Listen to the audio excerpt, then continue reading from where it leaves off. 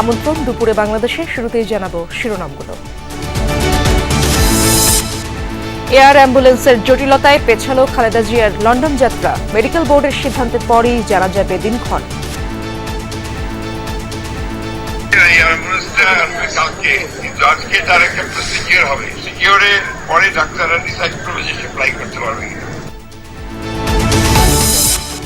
দেশে পৌঁছেই বিএনপি চেয়ারপারসনকে দেখতে গেলেন পুত্রবধূ ডক্টর জুবাইদা রহমান।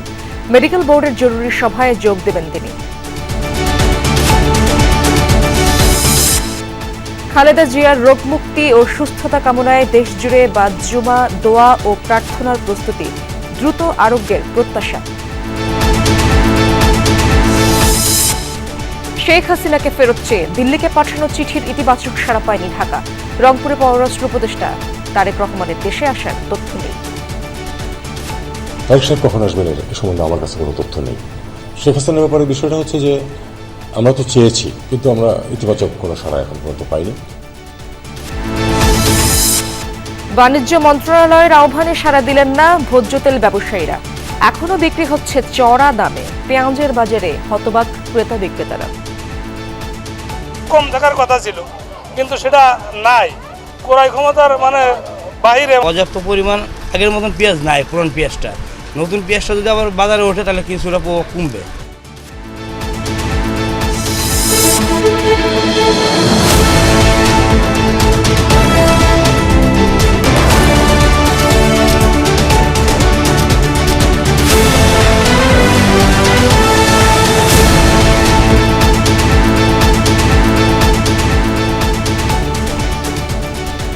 দেখছিলেন শিরোনামগুলো। এছাড়াও দেশ বিদেশের আরো খবর নিয়ে দুপুরে বাংলাদেশে আপনাদের সঙ্গে আছি আমি ইশরাত জাহান। রাতের শারীরিক অবস্থার অবনতি হওয়ায় এবং কাতারের অ্যাম্বুলেন্স না আসায় পিছিয়ে গেল উন্নত চিকিৎসার জন্য বিএনপি চেয়ারপারসন খালেদা জিয়ার লন্ডন যাত্রা, জানিয়েছেন বিএনপি মহাসচিব মির্জা ফখরুল ইসলাম আলমগীর।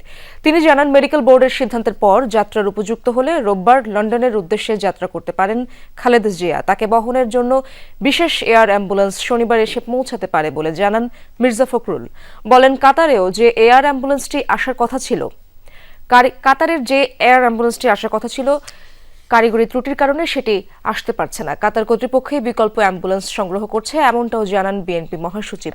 গত 23শে নভেম্বর হার্ট এবং ফুসফুসের সংক্রমণ নিয়ে হাসপাতালে ভর্তি হন বিএনপি চেয়ারপারসন।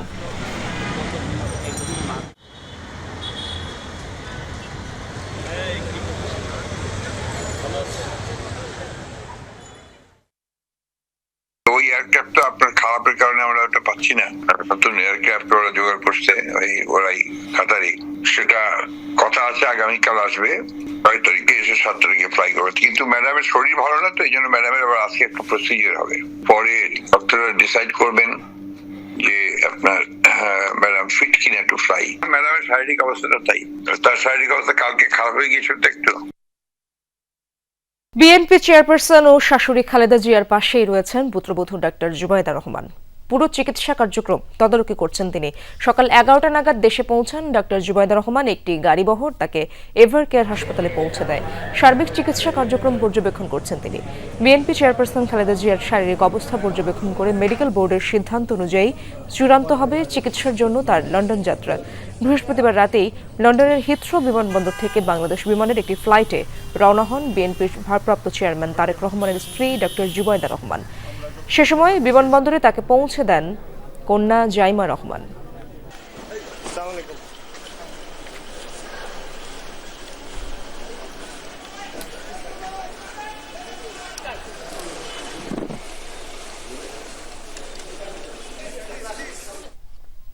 দর্শক, বিএনপি চেয়ারপারসনের শারীরিক পরিস্থিতি এবং সার্বিক চিত্র জানার চেষ্টা করব সহকর্মীদের কাছ থেকে। শুরুতেই যেতে চাই এভার কেয়ার হাসপাতালের সামনে রয়েছেন আমার সহকর্মীরা। প্রথমেই যাব আরিফিন শাকিলের কাছে। আরিফিন, জানাবেন বেলা 1টার দিকে একটি চিকিৎসকদের বোর্ড সভা হওয়ার কথা ছিল, সেটা কি শুরু হয়েছে কিনা, এবং খালেদা জিয়ার স্বাস্থ্যের অবস্থা কি কোনো আপডেট আপনার কাছে জানা আছে কিনা, পরবর্তী কোনো ব্রিফিং কি জানানো হবে কিনা? ধন্যবাদ ইশরাত। এখন পর্যন্ত ব্রিফিংয়ের খবর আমাদের কাছে নেই, অর্থাৎ বিএনপির পক্ষ থেকে এখন পর্যন্ত ব্রিফিংয়ের বিষয়ে কোনো তথ্য জানানো হয়নি। তবে বিএনপি মহাসচিব মির্জা ফখরুল ইসলাম আলমগীর দোয়া মাহফিলে খালেদা জিয়ার স্বাস্থ্য সংক্রান্ত কথা বলবেন বলে আমাদেরকে জানানো হয়েছে। অর্থাৎ তিনি বাদ জুমা বিএনপির চেয়ারপারসনের জন্য যে মিলাদ মাহফিলের আয়োজন করা হয়েছে পল্টনে, এবং সেই মিলাদ মাহফিলে তিনি মূলত স্বাস্থ্যগত যেই বিষয় সেই বিষয় নিয়ে তিনি কথা বলতে পারেন। তবে চিকিৎসকদের পক্ষ থেকে এখন পর্যন্ত ব্রিফিং করার কোনো তথ্য আমাদের কাছে জানানো হয়নি। আর আপনি যেমন জানতে চেয়েছেন মেডিকেল বোর্ড বসছে কিনা, মেডিকেল বোর্ড এখন পর্যন্ত একটা বসার কথা রয়েছে, তবে সেই মেডিকেল বোর্ডের কার্যক্রম শুরু হয়েছে কিনা সেই তথ্য আমরা চেষ্টা করেছিলাম জানার, কিন্তু এখন পর্যন্ত সেটিও সুনিশ্চিত করা যায়নি। তবে মেডিকেল বোর্ডের সদস্যরা কিন্তু ভিতরে রয়েছেন এবং ডাক্তার জুবাইদা রহমানের পাশে রয়েছেন। ফলে সেখানে আনুষ্ঠানিকভাবে মেডিকেল বোর্ড না বসলেও সেখানে কিন্তু তারা আলাপ করছেন বিএনপি চেয়ারপারসনের শারীরিক অবস্থা নিয়ে, এবং গতকাল তার শারীরিক অবস্থার যে অবনতি হয়েছে সেই অবনতি হওয়ার পর আজকেও সেটি অপরিবর্তিত ছিল, এবং সে অপরিবর্তিত হওয়ার পর কোনো ধরনের পরীক্ষা নিরীক্ষা কিংবা শেষ পর্যন্ত উন্নতি করার জন্য কী ধরনের প্রক্রিয়া যেতে হবে সেই বিষয়গুলো নিয়ে মূলত আলোচনা হচ্ছে বা আলোচনা হবে। এবং সেই আলোচনা হওয়ার পর বিএনপির পক্ষ থেকে একটি যদি তথ্য জানানো হয় সেটি জানানোর সম্ভাবনা রয়েছে। তবে এখন পর্যন্ত নিশ্চিত করা হয়নি ঠিক কয়টা নাগাদ তারা ডাক্তারের পক্ষ থেকে বা ডাক্তারদের পক্ষ থেকে ব্রিফিংয়ের বিষয়। তবে আমরা যদ্দূর জানতে পেরেছি যে বিএনপি চেয়ারপারসনের অবস্থা এখন পর্যন্ত আসলে গতকাল যে তার স্বাস্থ্যের অবনতি হয়েছে সেটি অব্যাহত রয়েছে, এবং সেই ক্ষেত্রে তার ফ্লাই করার মতো অর্থাৎ তাকে লন্ডন নেওয়ার মতো তার পরিস্থিতি নেই। তবে যেহেতু এখন পর্যন্ত চিকিৎসকদের পক্ষ থেকে এই তথ্য আমাদেরকে জানানো হয়নি, যার ফলে অসমর্থিত সূত্রের মাধ্যমে আমরা তথ্যগুলো পাচ্ছি। এবং বিএনপি চেয়ারপারসন যদি শারীরিকভাবে খানিকটা সুস্থ হন কিংবা খানিকটা তার অবস্থা যদি উন্নতি হয় বর্তমান অবস্থার চাইতে, সেই ক্ষেত্রে রোববার তাকে লন্ডনের উদ্দেশ্যে নিয়ে যাওয়া হবে। এছাড়া যদি তার অবস্থা যদি অপরিবর্তিত থাকে সেক্ষেত্রে কিন্তু তাকে লন্ডনে নাও নেওয়া হতে পারে। সেক্ষেত্রে আগামীকাল যে কাতার থেকে এয়ার অ্যাম্বুলেন্স আসার কথা রয়েছে সেটিও বিলম্বিত হতে পারে, অর্থাৎ কাতার সরকারকেও সেই এয়ার অ্যাম্বুলেন্স যেন এখনই না পাঠানো হয় সেই নির্দেশনা বিএনপির পক্ষ থেকে জানানো হতে পারে। ইশরাত। আরিফিন, অনেক ধন্যবাদ আপনাকে। জানাচ্ছিলেন মির্জা ফখরুল ইসলাম আলমগীর যেমনটা জানাচ্ছিলেন বেগম জিয়ার শারীরিক অবস্থা, বেগম খালেদা জিয়ার শারীরিক অবস্থা কিছুটা অবনতি হয়েছিল গতকাল রাতে, এই জন্য তার যাত্রা বিলম্ব হলো। সহকর্মী তানজিম শাফিন আমার সাথে যুক্ত আছেন দেখতে পাচ্ছি। শাফিন, আপনি তো গাড়ি বহরের সাথেই ছিলেন এবং সেখানে হাই প্রোফাইল ব্যক্তিরা এসেছেন, সামনের চিত্র কেমন দেখছেন? নেতাকর্মীরা যাতে ভিড় না করেন এমন একটি নির্দেশনা ছিল দলের পক্ষ থেকে, তো কেমন চিত্র দেখছেন আপনি হসপিটালের সামনে? ইশরাত, এই মুহূর্তে রাজধানীর এভারকেয়ার থেকে শুরু করে দেশের তৃণমূল পর্যন্ত স্বস্তির যে খবর, বেগম খালেদা জিয়ার পুত্রবধূ ডাক্তার জুবাইদা রহমান ঠিক তার পাশে অবস্থান করছেন। ক্রিটিক্যাল কেয়ার ইউনিটে চিকিৎসাধীন বিএনপি চেয়ারপারসনের চিকিৎসা ব্যবস্থার সার্বিক তদারকি করছেন তিনি। মেডিকেল বোর্ডের সাথে সমন্বয় করে তিনি আজকেই বেগম খালেদা জিয়ার চিকিৎসা ব্যবস্থার কোনো ধরনের পরিবর্তন প্রয়োজন পড়বে কিনা কিংবা বিদেশ গমনের যে বিষয়টি সে সকল বিষয়ে সিদ্ধান্তে উপনীত হওয়ার জন্য তার যেই এই অবস্থান এটি অনেকটা আশার আলো নিয়ে এসেছে। তো আমরা সকালেই দেখেছি যে সকাল 11:15 দিকে শাহজালাল আন্তর্জাতিক বিমানবন্দরে ডাক্তার জুবাইদা রহমান অবতরণ করেন এবং তার কিছুক্ষণের মধ্যেই তিনি বেরিয়ে পড়েন এভার কেয়ারের উদ্দেশ্যে। আমরা সেই পুরো যাত্রাপথে সেই গাড়িবহরটির সাথে ছিলাম। আমরা সেখানে দেখেছি যে আমরা সরাসরি খুব কাছ থেকে কাঁচের দেয়ালের ওপারে যখন জুবাইদা রহমানকে দেখছিলাম, আমরা দেখছিলাম যে তিনি তার মুখে যেমন এক ধরনের উৎকণ্ঠা, এক ধরনের দায়িত্বের ছাপ ছিল, ঠিক তেমনি করে এক ধরনের স্বস্তির বিষয়টিও কিন্তু তার চোখে মুখে ভেসে উঠেছে যে তিনি সরাসরি সশরীরে এসে বিএনপি চেয়ারপারসন বেগম খালেদা জিয়ার পাশে অবস্থান করতে পারছেন এবং তিনি সার্বিকভাবে তার সুস্থতার জন্য কাজ করতে পারছেন, নিজেকে নিয়োজিত করতে পারছেন। এই বিষয়ের জন্য কিন্তু তিনি অনেকটা স্বস্তির মধ্যে আমরা তার চেহারা দেখেছি। তবে এই মুহূর্তে স্বস্তির চেয়ে সবচেয়ে বড় বিষয় দায়িত্ব। এখন দীর্ঘদিন ধরে বেগম খালেদা জিয়া বিভিন্ন রোগে আক্রান্ত, জানেন যে আর্থ্রাইটিস, হার্টের সমস্যা, কিডনি জটিলতা, হৃদরোগ, ডায়াবেটিস, এই সকল সমস্যার সাথে সবশেষ যখন নিউমোনিয়া আক্রান্ত হন বিএনপি চেয়ারপারসন, তখন 23 নভেম্বর তাকে রাজধানীর এভারকেয়ার হাসপাতালে নিয়ে আসা হয়। এরপর 27 নভেম্বর তার শারীরিক অবস্থা কিছুটা অবনতি ঘটলে চিকিৎসকরা তাকে ক্রিটিক্যাল কেয়ার ইউনিট বা সিসিইউতে স্থানান্তর করেন এবং তারপর থেকে অনেকটা অপরিবর্তিত রয়েছে বিএনপি চেয়ারপারসনের শারীরিক অবস্থা। তো এরপরই আমরা দেখেছি যে চীন থেকে এবং যুক্তরাজ্য থেকে বিশেষজ্ঞ চিকিৎসকরা এসেছিলেন। তারা মেডিকেল বোর্ডের সাথে সমন্বয় করে সেই চিকিৎসা সেবার বিষয়টি পরিচালনা করে আসছিলেন এবং সবশেষ আজকে সকালে যখন ডাক্তার জুবাইদা রহমান এলেন, এখান থেকে বলা চলে যে বেগম খালেদা জিয়ার চিকিৎসায় পরবর্তীতে যে কোনো ধরনের পরিবর্তন বা সিদ্ধান্তর ক্ষেত্রে তার একটি বড় ভূমিকা থাকবে। জিয়া পরিবারের যেই সিদ্ধান্ত, সেখানে তিনি মূল ভূমিকায় এই মুহূর্তে অবতীর্ণ হলেন, এটি এখন বলা চলে। তো আমরা দেখছি যে এভারকেয়ার হাসপাতালের সামনে নেতাকর্মীরা এখন উপস্থিত রয়েছেন। যদিও আজকে সাপ্তাহিক ছুটির দিন শুক্রবার, সারা দেশেই দোয়া মাহফিলের আয়োজন করা হয়েছে বেগম খালেদা জিয়ার সুস্থতার জন্য। এখান থেকে যখনই কোনো আপডেট আসবে সেটি নিশ্চয়ই আমরা তাৎক্ষণিক জানিয়ে দেবো। এই ছিল আমার কাছে এখনো পর্যন্ত ইশরাত। অনেক ধন্যবাদ আপনাকে শাফিন। সাবেক প্রধানমন্ত্রী বেগম খালেদা জিয়ার আশু আরোগ্য কামনায় বিশেষ প্রার্থনার আয়োজন করেছে মহানগর সার্বজনীন পূজা কমিটি। সকালে রাজধানীর ঢাকেশ্বরী মন্দিরে এই বিশেষ প্রার্থনার আয়োজন করা হয়। উপস্থিত ছিলেন মহানগর সার্বজনীন পূজা কমিটির সদস্য ও নেতৃবৃন্দ। পূজার মাধ্যমে খালেদা জিয়ার দ্রুত আরোগ্য কামনা করা হয় সেখানে। এছাড়া তিনি যেন দ্রুত সুস্থ হয়ে আবারও সবার মাঝে ফিরে আসেন, সেই জন্য দেশের সর্বস্তরের মানুষকে তার জন্য প্রার্থনার আহ্বান জানানো হয়।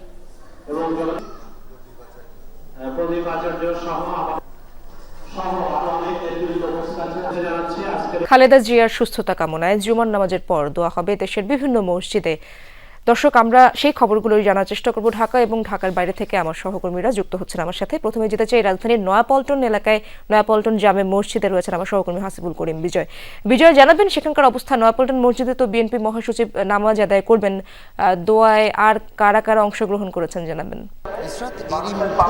বিএনপি মহাসচিব মির্জা ফখরুল ইসলাম আলমগীর এখানে এসে উপস্থিত হয়েছেন এবং তিনি এখানে নামাজ করবেন। এই মসজিদে নামাজের পর আসলে যে বিশেষ দোয়ার আয়োজন করা হয়েছে, সেই বিশেষ দোয়া কিন্তু করা হবে। এবং এছাড়াও যদি জানিয়ে রাখতে চাই যে ইসরাত গতকালকে কিন্তু এটি নয়াপল্টনে প্রেস ব্রিফিংয়ের মাধ্যমে কিন্তু বিএনপির যুগ্ম মহাসচিব রুহুল কবির রিজভী কিন্তু জানিয়েছেন যে আজকে শুক্রবার দেশের সকল মসজিদ, মন্দির, প্যাগোডা সহ যত ধরনের ধর্মীয় উপাসনালয় রয়েছে, সেই ধর্মীয় উপাসনালয়গুলোতে কিন্তু সাবেক প্রধানমন্ত্রী বেগম খালেদা জিয়ার জন্য কিন্তু দোয়া প্রার্থনার আয়োজন করা হয়েছে। এবং আমি যদি একটু জানিয়ে রাখতে চাই যে কিছুক্ষণ আগেও কিন্তু সকাল 11টা নাগাদ জাতীয় মন্দির ঢাকেশ্বরী মন্দিরে কিন্তু তার জন্য দোয়া প্রার্থনার আয়োজন করা হয়েছিল। এছাড়াও যদি একটু বলতে চাই যে সরকারের পক্ষ থেকেও কিন্তু সর্বস্তরের মানুষের কাছে দোয়া চাওয়া হয়েছে। পাশাপাশি প্রধান উপদেষ্টার যে ভেরিফাইড ফেসবুক পেজ রয়েছে, সেখানেও কিন্তু বেগম জিয়ার জন্য সর্বস্তরের মানুষের কাছে দোয়া প্রার্থনা করা হয়েছে, তার যেন দ্রুত সুস্থতা, দ্রুত আরোগ্য তিনি লাভ করেন, সেটি কিন্তু আসলে সকলেরই চাওয়া। পাশাপাশি যদি বলি যে এখানে আসলে দোয়া প্রার্থনার পর বিএনপি মহাসচিব মির্জা ফখরুল ইসলাম আলমগীর কিছু কথা বলবেন। পরবর্তীতে আসলে বাকি আপডেটগুলো আপনাকে দিতে পারবো। অনেক ধন্যবাদ আপনাকে বিজয়। দেখতে পাচ্ছি রাজশাহী থেকে যুক্ত আছেন আমার সহকর্মী তারেক মাহমুদ আমার সাথে। তারেক, আজ তো খালেদা জিয়ার সুস্থতা কামনায় বিশেষ দোয়া মোনাজাত হচ্ছে সারা দেশ জুড়ে। মসজিদগুলোয় বিএনপি নেতাকর্মীদের ভিড় কেমন দেখছেন আপনি যেখানে রয়েছেন সেখানকার খবর জানাবেন। রাজশাহী নগরী সহ রাজশাহীর 9টি উপজেলাতে প্রত্যেকটি জায়গাতে বিএনপির সকল সহযোগী অঙ্গ সংগঠন সহ সাধারণ মানুষ কিন্তু আজকে যে দোয়ার যে আয়োজন সেটি করেছে এবং সাধারণ মানুষও কিন্তু দোয়া করবে। আমি রাজশাহীর যে সোনাদিঘি মসজিদে রয়েছি, এখানেও কিন্তু বেগম খালেদা জিয়ার আশু রোগ মুক্তি কামনা করে যে বাদজুম্মা, এই মসজিদে কিন্তু দোয়া করা হবে। এবং এছাড়াও রাজশাহী মহানগরীর যে বড় মসজিদ রয়েছে সেখানে দোয়া হবে। রাজশাহীর আলোপট্টি মসজিদ, রাজশাহীর লক্ষ্মীপুর সহ রাজশাহীর বিভিন্ন এলাকায় যারা বিএনপির সকল দায়িত্বরত নেতৃবৃন্দ রয়েছেন, বিভিন্ন মসজিদে তারা যাবেন, গিয়ে মানুষের কাছে, সাধারণ মানুষের কাছে কিন্তু দোয়ার জন্য আহ্বান করেছেন।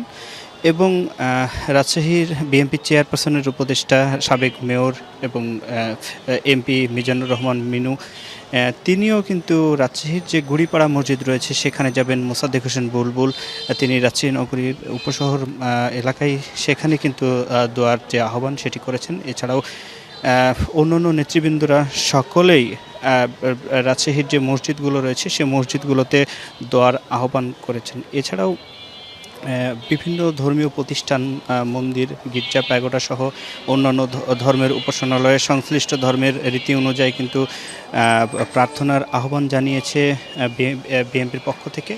এবং আমি দেখতেই পাচ্ছি যে রাজশাহীর যে মসজিদগুলো রয়েছে সকল মসজিদে আসলে মানুষজন আসতে শুরু করেছে জুমার নামাজ আদায়ের জন্য। এবং বাদ জুম্মা কিন্তু খালেদা জিয়ার রোগ মুক্তি কামনা করে দোয়া মসজিদে মসজিদে কিন্তু দোয়া অনুষ্ঠিত হবে। ইশরাত, ধন্যবাদ আপনাকে তারেক। শেখ হাসিনাকে ফেরত চেয়ে ভারতের কাছে চিঠি পাঠানো হলেও কোনো ইতিবাচক সাড়া মেলেনি, এমনটাই জানিয়েছেন পররাষ্ট্র উপদেষ্টা তৌহিদ হোসেন। সকালে রংপুর সার্কিট হাউসে সাংবাদিকদের প্রশ্নের জবাবে একথা বলেন তিনি। উপদেষ্টা আরও বলেন, শেখ হাসিনাকে ফেরত চেয়ে পাঠানো চিঠি পর্যালোচনা করছে ভারত। এছাড়া তারেক রহমানের দেশে ফেরার বিষয়ে কোনো তথ্য নেই বলেও জানান পররাষ্ট্র উপদেষ্টা। এয়ার অ্যাম্বুলেন্সে কারিগরি ত্রুটির কারণে বেগম খালেদা জিয়াকে আজ লন্ডন নেওয়া হচ্ছে না, জানান তৌহিদ হোসেন।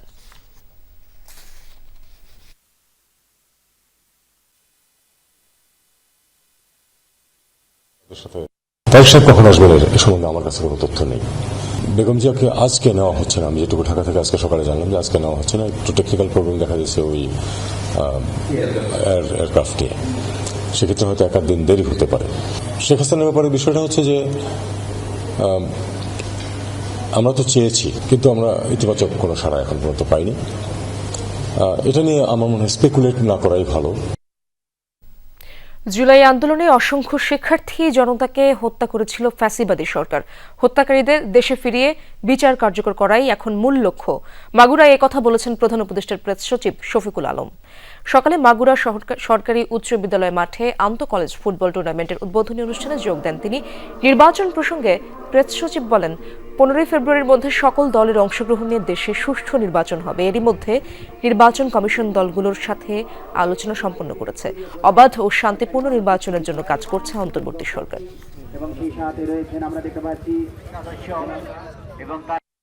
হত্যাযজ্ঞের সাথে যারাই জড়িত ছিলেন, যাদের হাতে রক্ত আছে, তাদের প্রত্যেককে বাংলাদেশে আমরা ফিরিয়ে আনব। এটা আমাদের শহীদদের কাছে আমাদের দায়, আমাদের শপথ। যারা শহীদ হয়েছেন তারা আমাদেরকে বলছেন যে আমাদের বিচার কি, আমাদের এই হত্যার বিচারের কি হলো। তো এটা আমাদের তো দায়, এটা আমাদের করতেই হবে। আগামী 15 ডিসেম্বরের মধ্যে নবম পে স্কেলের গেজেট প্রকাশ করতে প্রধান উপদেষ্টার কাছে জোরালো দাবি জানিয়েছে বাংলাদেশ সরকারি কর্মচারী দাবি আদায় ঐক্য পরিষদ। সকালে কেন্দ্রীয় শহীদ মিনারের মহাসমাবেশ থেকে দাবি আদায় ঐক্য পরিষদের মুখ্য সমন্বয়ক ওয়ারেস আলী এমন দাবি জানান। হুঁশিয়ারি দেন, এ সময়ের মধ্যে গেজেট না হলে প্রধান উপদেষ্টাকে পদত্যাগ করতে হবে। দীর্ঘদিনের ন্যায়সঙ্গত অধিকার বাস্তবায়নে অন্তর্বর্তী সরকারের কোনো গড়িমসি মানা হবে না। দ্রুত গেজেট প্রকাশ করে জানুয়ারি থেকে নবম পে স্কেল কার্যকরের দাবি জানানো হয়। বেতন ও পদ বৈষম্য নিরসন করে সরকারি কর্মচারীদের বৈষম্য দূর হবে বলে আশা প্রকাশ করেন নেতারা। মহাসমাবেশে বিভাগ, জেলা ও উপজেলা থেকে সরকারি কর্মচারীরা যোগ দেন।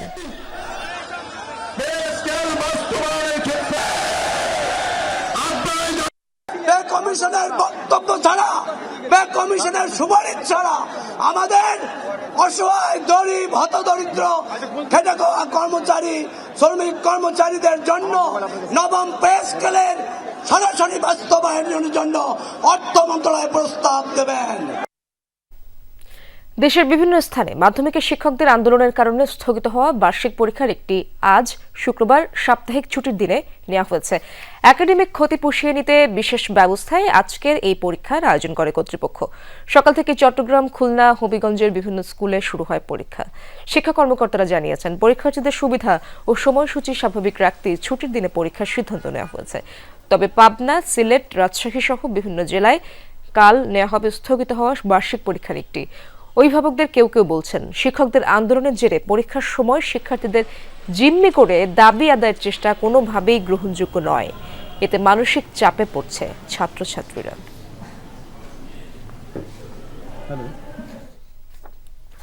বান্দরবানের জনমানব শূন্য পাহাড়ি এক সড়কে মিলছে কোটি টাকার অনিয়মের অভিযোগ। 2013 সালে নির্মিত হলেও কোনো চাহিদা না থাকায় ব্যবহারের বাইরে ছিল সড়কটি। কিন্তু এক যুগ পর হঠাৎই সেই নির্জন রাস্তায় শুরু হচ্ছে নতুন করে কার্পেটিং এর কাজ, আর সেখানে ব্যবহার করা হচ্ছে আগের নির্মাণের পুরনো ইট। কয়েকজন প্রভাবশালীর সুবিধার জন্য অর্থের এমন নয়ছয় অভিযোগ স্থানীয়দের। জনমানবশূন্য পাহাড়ি পথ, নেই কোনো গ্রাম, নেই কোনো যাত্রী। তবুও 2013 সালে বান্দরবানে টাইগারপাড়া থেকে রেইসা আর্মি ক্যাম্প পর্যন্ত এই সড়কটি নির্মাণ করেছিল পার্বত্য চট্টগ্রাম উন্নয়ন বোর্ড।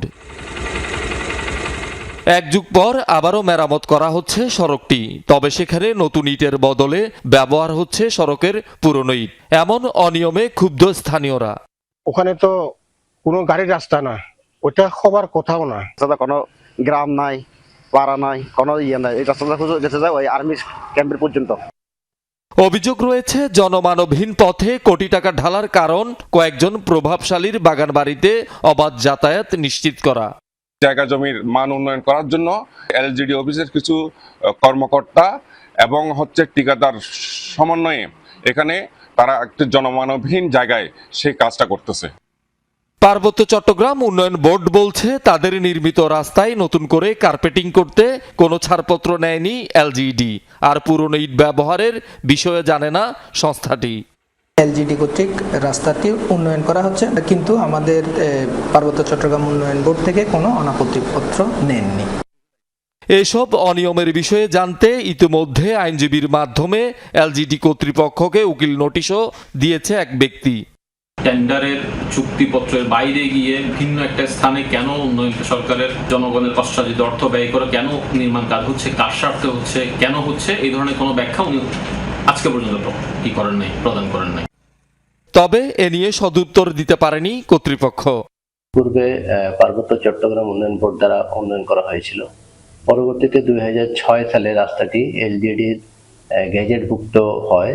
রাস্তাটির নাম যৌথকামার টাইগারপাড়া সড়ক। জনবসতিপূর্ণ এলাকার প্রকৃত সমস্যাগুলোকে অগ্রাধিকার দিয়ে সরকারি অর্থের স্বচ্ছ ব্যবহার নিশ্চিত হোক, এমনটাই প্রত্যাশা পাহাড়ে বসবাসকারীদের। শহীদুল সুমন, যমুনা নিউজ। ঝিনাইদহের কালীগঞ্জে চিনিকলের মাঠ থেকে এক যুবকের রক্তাক্ত মরদেহ উদ্ধার করেছে পুলিশ। সকালে মোবারকগঞ্জ চিনিকলের মাঠ থেকে উদ্ধার করা হয় মরদেহটি। নিহতের নাম ওমর শেখ। পুলিশ জানায় সকালে মাঠে ওমরের মরদেহ দেখতে পায় স্থানীয়রা। পুলিশকে খবর দিলে ঘটনাস্থল থেকে মরদেহটি উদ্ধার করা হয়। মরদেহে ধারালো অস্ত্রের আঘাত ও গলায় রশি বাঁধার চিহ্ন ছিল। গতকাল বিকেলে নিজ বাড়ি থেকে নসিমন নিয়ে বের হয় ওমর। বাংলাদেশ ব্যাংকের সার্ভার ডাউন হওয়ায় গতকাল বিকেল থেকে বাণিজ্যিক ব্যাংকগুলো ক্লিয়ারিং সিস্টেমের মাধ্যমে লেনদেন করতে পারেনি। বিদ্যুৎ বিভ্রাট ও যান্ত্রিক ত্রুটির কারণে এই সমস্যার সৃষ্টি হয়। আজ সাপ্তাহিক ছুটির দিনেও সার্ভার জটিলতা নিরসনে কাজ চলছে। বাংলাদেশ ব্যাংক বলছে national payment switch Bangladesh NPSB চালু রয়েছে, এর মাধ্যমে লেনদেন করা যাবে। Real time gross settlement RTGS ও অন্যান্য পদ্ধতিতে যেসব সমস্যা হচ্ছে তা দ্রুত সমাধান হবে। গতকাল দুপুর নাগাদ বাংলাদেশ ব্যাংকে বিদ্যুৎ ত্রুটির কারণে এই জটিলতা তৈরি হয়। বিদ্যুৎ চলে গেলে ইউপিএস 10 মিনিটের মতো ব্যাকআপ দেয়। এরপর জেনারেটরে চলার কথা থাকলেও জেনারেটর চালু হয়নি, ফলে পুরো সিস্টেম ডাউন হয়ে যায় এবং ডেটা সেন্টারের কার্যক্রম বন্ধ হয়ে যায়। কেন্দ্রীয় ব্যাংকে নোটিফিকেশন দিয়ে জানিয়েছে বৃহস্পতিবারের সব লেনদেন শুক্রবার সম্পন্ন হবে।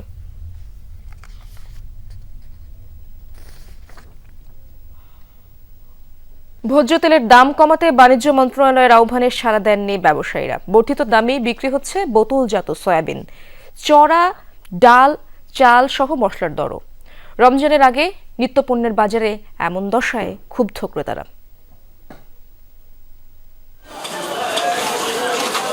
বাজারে নতুন টেনশনের নাম সয়াবিন তেল। হঠাৎ করে দাম বেড়েছে লিটারে 9 টাকা। এটিকে বাণিজ্য মন্ত্রণালয় অযৌক্তিক বললেও তাতে কি আদৌ কিছু যায় আসে? ছুটির দিনে রাজধানীর মহাখালী বাজারে বোতলজাত সয়াবিন তেল বিক্রি হচ্ছে সেই বর্ধিত দামেই। তার মানে সরকার ব্যবসায়ীদের দাম কমানোর আহ্বান জানালেও কেউ কথা রাখেনি। অথচ কদিন আগেও 189 টাকা লিটারে যে তেল মিলেছে, এখন তা কিনতে হচ্ছে প্রায় 200 টাকায়। সয়াবিন তেলের মতো জরুরি পণ্যের দাম বাড়ায় বেশ ভোগান্তিতে সীমিত ও মধ্য আয়ের মানুষ। যে পরিস্থিতি এখন দেশে চলতেছে দ্রব্যমূল্যের, আমরা সাধারণ জনগণ মনে করেন চাকরি করে খাই, যারা নিম্নমানের মানুষ তাদের জন্য অনেক কষ্ট হয়ে যাচ্ছে। আর আমাদের যে হারে বেতন বছরে একবার বাড়তেছে, গত সপ্তাহে ছিল 189 টাকা, এখন 8-9 টাকা বাইরে সয়াবিন তেল। এখন আমরা হলো গরিব, আমরা গার্মেন্টস শ্রমিক, এখন আমরা যে বেতন পাই পরিবার পরিজন নিয়ে চলতে অক্ষম। দোকানিদের অভিযোগ, লাভের গুড় খাচ্ছেন কর্পোরেট বেনিয়ারা। আগের মতোই লিটারে সেই 5 টাকাই লাভ করছেন তারা। এখন হলো 198 টাকা, আমাদের লাভ আগেরটাই আছে, মানে লিটার প্রতি আমাদের 5 টাকা করে লাভ থাকে আর কি। এখনো পরিপূর্ণভাবে সবগুলো আসে নাই, মাত্র 2 লিটার আসছে, আর 5 লিটার আমরা এক কার্টুন নিচ্ছি, আগের কিছু আছে, এখন আগেরটাই বিক্রি করতেছি। 5 লিটার এখনো কাস্টমারের হাতে আমরা দিই নাই। এদিকে চালের বাজারে দুর্দিন থামছে না। শোনা যাচ্ছে আন্তর্জাতিক বাজারে দাম কমেছে, কিন্তু দেশের বাজারে এখনও চড়া। সরু চালের জন্য গুনতে হবে 70 থেকে 85 টাকা কেজি প্রতি। আবার ভাতের সাথে যে আরামে একটু ডাল খাবেন সে জো নেই, কেননা দেশি মসুরের দাম এখন 150 টাকা। ছেড়ে কথা বলছে না আটা ময়দাও। দ্রব্যমূল্য চালের দাম আগের মতোই আছে, দাম কমে নাই, কিন্তু ক্রেতা নাই। যে পরিমাণ মানুষের ইনকামের সোর্স দরকার তত পরিমাণ মানুষ সেরকম ইনকাম নাই, কারণ হচ্ছে একজনের ব্যবসা বিক্রি আমাদের কম। আদা রসুনের পাশাপাশি মশলার বাজারেও ঊর্ধ্বগতির খবর মিলছে। রোজার আগেই এমন দশা, তাহলে রমজান শুরু হলে কিভাবে টিকে থাকবেন তা নিয়ে দুশ্চিন্তায় সাধারণ মানুষ। হুমায়ুন রশিদ, যমুনা নিউজ, ঢাকা। হালি পেঁয়াজের মৌসুম শেষ আর মুড়ি কাটা আসতে বাকি আরও প্রায় 15 দিন। এর মাঝে রাজধানীতে পণ্যটির দাম আরেক দফা বেড়েছে। এর জন্য যোগানের ঘাটতিকে দুষছেন ব্যবসায়ীরা, আর বাজারে এসে পিলে চমকে উঠছেন ক্রেতারা।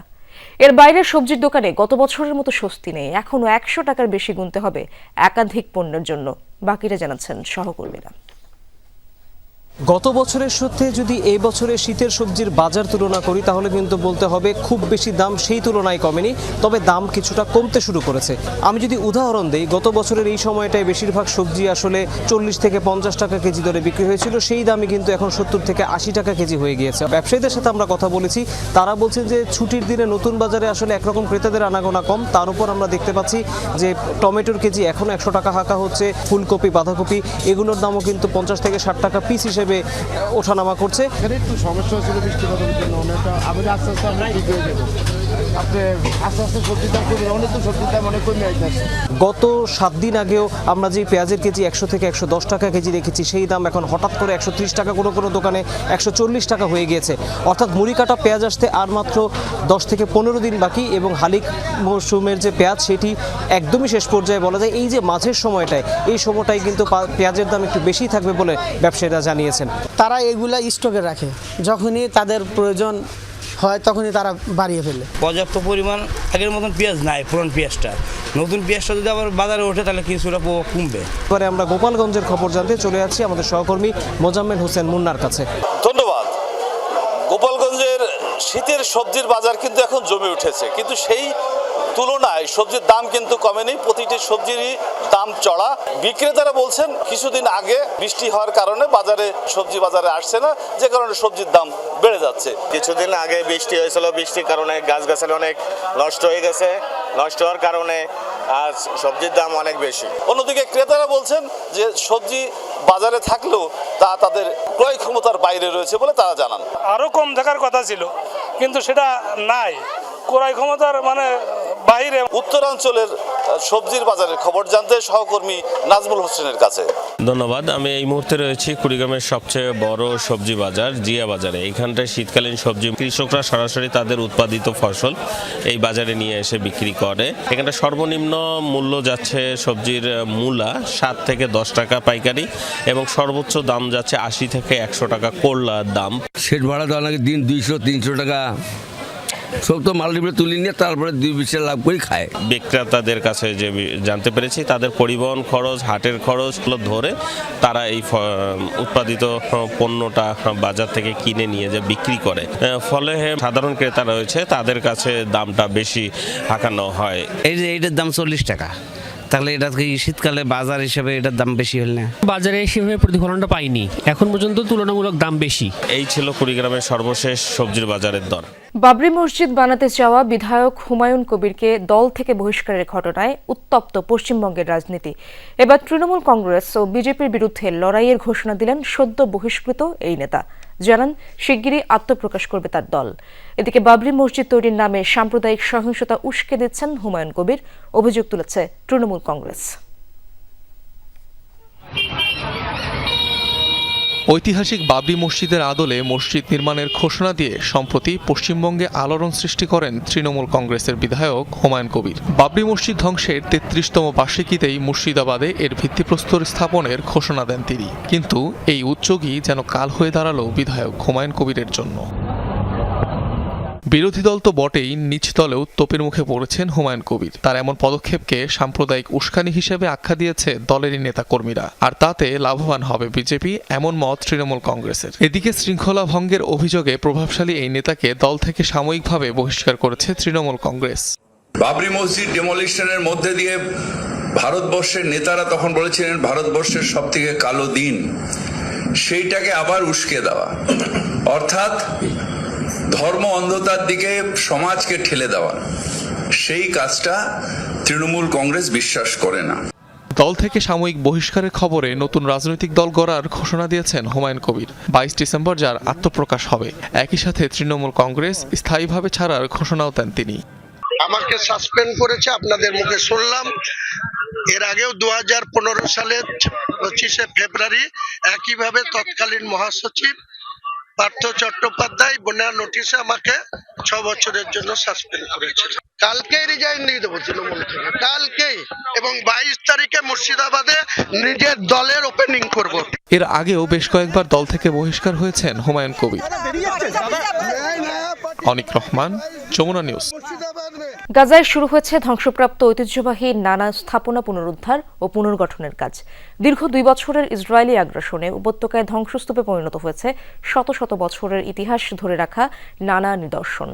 এসব স্থাপনা পুরোপুরি আগের অবস্থায় ফিরিয়ে আনা সম্ভব না হলেও তা পুনরুদ্ধারে উদ্যোগ নিয়েছে ফিলিস্তিনি কর্তৃপক্ষ ও ইউনেস্কো, যার প্রাথমিক ব্যয় ধরা হয়েছে $133 মিলিয়ন। ইসরায়েলি বর্বরতার শিকার হওয়ার আগে গাজার গ্রেট ওমারি মসজিদের দৃশ্য এটি। এখন যা রীতিমতো ধ্বংসস্তূপ। ঐতিহ্যবাহী ধর্মীয় স্থাপনাটিকে কিছুটা হলেও আগের রূপে ফেরাতে চলছে প্রাণপণ চেষ্টা। আইডিএফ এর হামলায় ব্যাপক ক্ষতির শিকার হয় ওল্ড সিটির এই প্রাচীন উপাসনালয়। তেল আবিবের দাবি, মসজিদের নিচে যোদ্ধাদের ব্যবহৃত একটি সুড়ঙ্গ ধ্বংস করতে গিয়ে চালানো হয়েছে এ হামলা। তবে ফিলিস্তিনিরা বলছে সুড়ঙ্গের কোনো চিহ্নও নেই সেখানে, বরং গাজার ধর্মীয় ও সাংস্কৃতিক ঐতিহ্যকে ধ্বংস করাই ছিল ইসরায়েলের লক্ষ্য। কেবল গ্রেট ওমারি মস্কি নয়, ধ্বংস হয়েছে পাশাস প্যালেস আর বারকুক ক্যাসেলের মতো নানান ঐতিহাসিক নিদর্শন।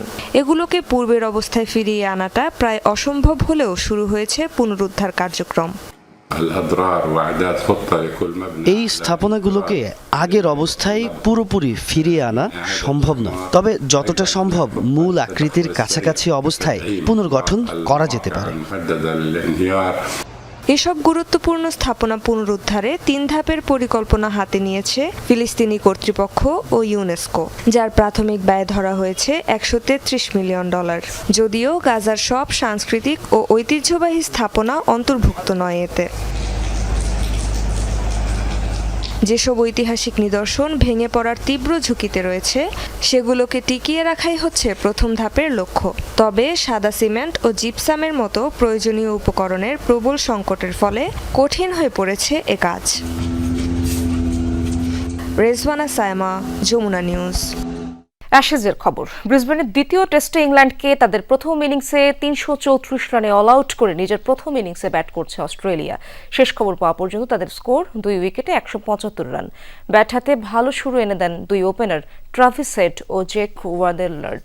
উদ্বোধনী জুটি থেকে আসে 77 রানের পার্টনারশিপ। 33 রানে ট্রাভিস হেড ফিরলে মার্নাস লাবুশেনকে নিয়ে প্রতিরোধ করেন জেক, দেখা পান অর্ধশতকের। তবে 72 রানে জোফরা আর্চারের শিকার হয়ে প্যাভিলিয়নের পথ ধরেন জেক। এর আগে প্রথম দিনের করা 9 উইকেটে 325 রান নিয়ে খেলতে নেমে বেশি দূর এগুতে পারেননি ইংলিশরা। স্কোরবোর্ডে মাত্র 9 রান যোগ করতেই সবকটি উইকেট হারিয়ে ফেলে তারা। ইংলিশ প্রিমিয়ার লিগে এগিয়ে থেকেও জয় হাতছাড়া হচ্ছে ম্যানচেস্টার ইউনাইটেডের। ঘরের মাঠে ওয়েস্ট হ্যাম ইউনাইটেডের সাথে 1-1 গোলে ড্র করেছে রেড ডেভিলসরা। শুরু থেকেই সফরকারীদের ওপর চাপ তৈরি করে খেলতে থাকে ম্যান ইউ। ওয়েস্ট হ্যামও চালায় পাল্টা আক্রমণ, তবে গোলের দেখা পাচ্ছিল না কোনো দল। গোলশূন্য প্রথমার্ধের পর দ্বিতীয়ার্ধে ডেডলক ভাঙে স্বাগতিকরা। ম্যাচের 58 মিনিটে বক্সের ভেতর জটলার মধ্য থেকে বল পেয়ে ঠান্ডা মাথায় তা জালে জড়ান ডিয়াগো দালোত। 1-0 গোলে এগিয়ে থেকে ম্যানচেস্টার যখন জয়ের সুবাতাস পাচ্ছিল তখন শেষ দিকে হিসাব পাল্টে দেন মোহামেদউ কাস্তে। 83 মিনিটে দারুণ এক প্লেফিংয়ে প্লেসিংয়ে ওয়েস্ট হ্যামকে সমতায় ফেরান এই মিডফিল্ডার। এই ড্রয়ে 14 ম্যাচে 22 পয়েন্ট নিয়ে টেবিলে 8 নম্বরে আছে রেড ডেভিলস। আজ রাতে বসতে যাচ্ছে ফিফা বিশ্বকাপের জমকালো ড্র অনুষ্ঠান। এরই মধ্যে ওয়াশিংটন ডিসিতে পৌঁছে গেছে স্বপ্নের সোনালী ট্রফি। শেষ সময়ের প্রস্তুতি চলছে ঐতিহ্যবাহী জন এফ কেনেডি সেন্টারে। মনোমুগ্ধকর লাইভ পারফরমেন্সে দর্শকদের মাতাতে প্রস্তুত আন্দ্রে বোসেলি, রবি উইলিয়ামসরা। স্বপ্নের সোনালী ট্রফি, যে স্বপ্ন ছোঁয়ার প্রত্যাশায় ফিফা বিশ্বকাপের ইতিহাসে এবারই প্রথম লড়বে 48 দল। সেই ট্রফি পৌঁছে গেছে ওয়াশিংটন ডিসিতে। এখন অপেক্ষা বহুল কাঙ্ক্ষিত ড্রয়ের। কারা পড়বে কোন গ্রুপে, কার পথ হবে কতটা কঠিন, শুক্রবার বাংলাদেশ সময় রাত 11টায় ওয়াশিংটন ডিসির জন এফ কেনেডি সেন্টারে মিলবে সব প্রশ্নের উত্তর। যুক্তরাষ্ট্র, মেক্সিকো ও কানাডায় আগামী বছরের 11 জুন শুরু হবে এই ফুটবল মহাযজ্ঞ। উদ্বোধনী ম্যাচের ঠিক 188 দিন আগে ওয়াশিংটনে বসছে এই ভাগ্য নির্ধারণী মিলন মেলা। 2026 বিশ্বকাপের টিকিট নিশ্চিত করা দলগুলোর জন্য এ এক রোমাঞ্চকর অপেক্ষা। প্রস্তুত হচ্ছে John F Kennedy Center for performing আর্টসের সেই মঞ্চ। দল বেশি হয় এবারের বিশ্বকাপের ফরম্যাট ভিন্ন, গ্রুপের সংখ্যাও তাই বেশি। প্রতিটি পটে থাকছে 12টি করে দল। 3 স্বাগতিক দেশ ও ফিফা র্যাঙ্কিংয়ের সেরা 9 দলকে প্রথম পটে রাখা হয়েছে। এই পটের কেউ একই গ্রুপে পড়বে না, অর্থাৎ Brazil, Argentina, Spain, France, Portugal বা জার্মানির মতো দলগুলো নিশ্চিতভাবেই পড়বে ভিন্ন গ্রুপে। আমেরিকান ক্রীড়া icon Tom Brady, Shakil O'Neill, Aaron জাজ এবং ওয়েন গ্রেটস্কি থাকবেন ড্রয়ের দায়িত্বে। জমকালো এই আয়োজন যৌথভাবে সঞ্চালনা করবেন সুপার মডেল প্রযোজক ও এমি জয়ী টেলিভিশন ব্যক্তিত্ব হাইডি ক্লুম এবং আমেরিকান কৌতুক অভিনেতা কেভিন হার্ট। মঞ্চে আনন্দের মাত্রা আরও বাড়িয়ে দিতে থাকবেন অভিনেতা ও প্রযোজক ড্যানি রামিরেজ। ধ্রুপদী কণ্ঠে লাইভ পারফরমেন্স নিয়ে হাজির হবেন মায়েস্ট্রো আন্দ্রে বোসেল্লি। তার সাথে দর্শকদের মন মাতাতে থাকবেন জনপ্রিয় ইংরেজ গায়ক রবি উইলিয়ামস। মঞ্চে উঠবেন আমেরিকান গায়ক নিকোল শেরজিঙ্গার। ড্রয়ের পর পপ সঙ্গীত দল ভিলেজ পিপল পরিবেশন করবে তাদের বিখ্যাত গান YMCA। অনুষ্ঠানে থাকবেন যুক্তরাষ্ট্রের প্রেসিডেন্ট ডোনাল্ড ট্রাম্পও। ড্র অনুষ্ঠানটি সরাসরি দেখা যাবে ফিফার অফিসিয়াল ওয়েবসাইট এবং ফিফার ইউটিউব চ্যানেলে। ড্রয়ের পরদিন শনিবার প্রকাশ করা হবে সব ম্যাচের সূচি। রঞ্জন শান্ত, যমুনা স্পোর্টস। আজ থেকে পর্দা উঠছে লাতিন বাংলা সুপার কাপ ফুটবলের। উদ্বোধনী ম্যাচে মুখোমুখি হবে বাংলাদেশের রেড গ্রিন ফিউচার স্টার ও ব্রাজিলের দল সাও বার্নার্দো ক্লাব। জাতীয় স্টেডিয়ামে সন্ধ্যা 7টায় শুরু হবে খেলাটি। টুর্নামেন্টের অপর দল আর্জেন্টিনার club Atletico চার্লন club. Robin round league পদ্ধতিতে অনুষ্ঠিত হবে খেলা। বৃহস্পতিবার রাজধানীর একটি হোটেলের সংবাদ সম্মেলনে ভালো করার আশাবাদ ব্যক্ত করেন স্বাগতিকদের হেড কোচ ইমরুল কায়েস। লাতিন আমেরিকার 2 ক্লাবের সাথে লড়াইটা সহজ হবে না তা মানছেন অধিনায়ক বিৎশোক চাকমা।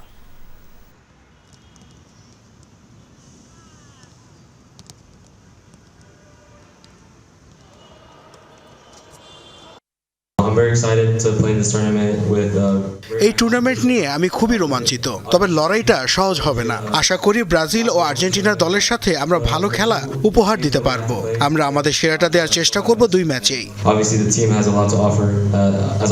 যা যা প্রয়োজন ফ্যাসিলিটি মোটামুটি সবই পেয়েছি এবং ফ্যাসিলিটির উপরে আমরা চিন্তা করতেছি যে অপরচুনিটি আমরা কিভাবে কাজে লাগাবো। আমাদের মূল লক্ষ্য ফুটবল খেলা, ভালো ফুটবল খেলা। মৃত্যুকূপ ফিলিস্তিনে একমাত্র আশার আলো ফুটবল। খেলাটিকে ঘিরে উৎসাহের কমতি নেই গাজাবাসীর।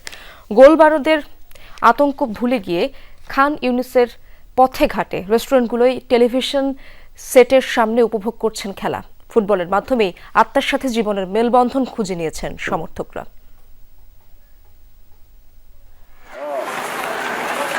যেখানে প্রতিটি মুহূর্তে হাতছানি দেয় মৃত্যু, সেই গাজা শহর যেন ফুটবলকে ঘিরে বুনছে বেঁচে থাকার অবলম্বন। যুদ্ধ বিধ্বস্ত দেশটিতে নতুন স্বপ্নের সঞ্চার ঘটাচ্ছে ফিলিস্তিন জাতীয় ফুটবল দল। কাতারে অনুষ্ঠিত আরব কাপকে ঘিরে খান ইউনিসের রেস্টুরেন্টগুলোতে পড়েছে সেই আমেজ। তিউনিসিয়ার বিপক্ষে ম্যাচে সব চোখ ছিল টেলিভিশন সেটের সামনে। ক্ষণিকের জন্য গোলা বারুদের আতঙ্ক ভুলে গিয়ে ফিলিস্তিনের জনগণ মাতলেন ফুটবল আনন্দে। ফুটবল আমাদের বেঁচে থাকার অন্যতম মাধ্যম। 2 বছরের বেশি সময় ধরে চলা ইসরায়েলি আগ্রাসনের মধ্যে এখান থেকেই বিনোদন পাই আমরা। আমি মনে করি প্রত্যেক ফিলিস্তিনির দায়িত্ব আমাদের জাতীয় দলকে সমর্থন করা। আরব কাপে তিউনিসিয়ার সঙ্গে টানটান উত্তেজনার ম্যাচ শেষ পর্যন্ত ফিলিস্তিন ড্র করলেও সেখানে জয়ের সমান আনন্দ খুঁজে পাচ্ছেন সমর্থকরা।